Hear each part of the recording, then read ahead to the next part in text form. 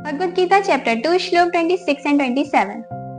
अब तक श्री कृष्ण ने यहाँ तक अर्जुन के दुख को दूर करने के लिए जिस तरीके से उन्हें आत्मा के बारे में समझाया, अब कृष्णा ने क्या किया कि अपना एंगल चेंज किया। क्योंकि एक जो कम्युनिटी है उसमें जरूरी नहीं है कि जो भी लोग रहते हैं वो सब एक ही थिंकिंग के हों।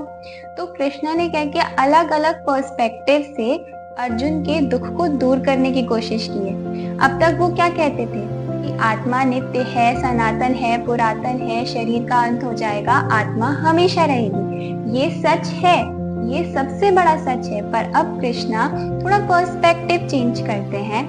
वे अब दूसरे पर्सपेक्टिव से भी ये सिद्ध कर देना चाहते हैं अर्जुन को कि तुम इससे नहीं समझ रहे, इससे तो समझते हो, इससे नहीं समझते, इससे समझते हो, किसी से भी तुम समझो, तुम्हारे लिए शोक करना उचित नहीं है। तो अब वो दूसरे पर्सपेक्टिव से अर्जुन को समझाते हैं कि यदि तुम आत्मा को हमेशा जन्मने वाला और मरने वाला मानते हो तो भी हे अर्जुन, तुम्हें शोक नहीं करना चाहिए।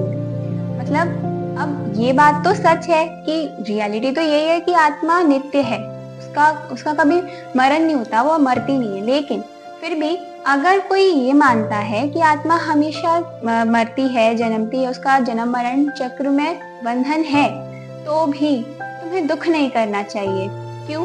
वो अगले श्लोक में बताते हैं, क्योंकि जो मरा है यानी जिसने जन्म लिया है उसकी मृत्यु होगी। ये बात तो बिल्कुल सच है कि जब कोई व्यक्ति ने जन्म लिया तो उसके जन्म लेने पर हम ये नहीं कह सकते कि वो बड़ा होकर क्या बनेगा, पर हम ये बिल्कुल डेफिनेटली ये कह सकते हैं कि हाँ, उसका मरना तय है। हमारे जन्म होते ही हमारे मरना फिक्स हो जाता है। तो जिसने जन्म लिया वो मरेगा, उसकी मृत्यु तय है, और जिसकी मृत्यु तय है वो दोबारा जन्म भी लेगा। क्योंकि तुम्हारी जो ये थिंकिंग है, आत्मा जन्मती और मरती है, इस हिसाब से जिसने जन्म लिया उसकी मृत्यु होगी, और जिसकी मृत्यु हो गई उसका फिर से जन्मना निश्चित है।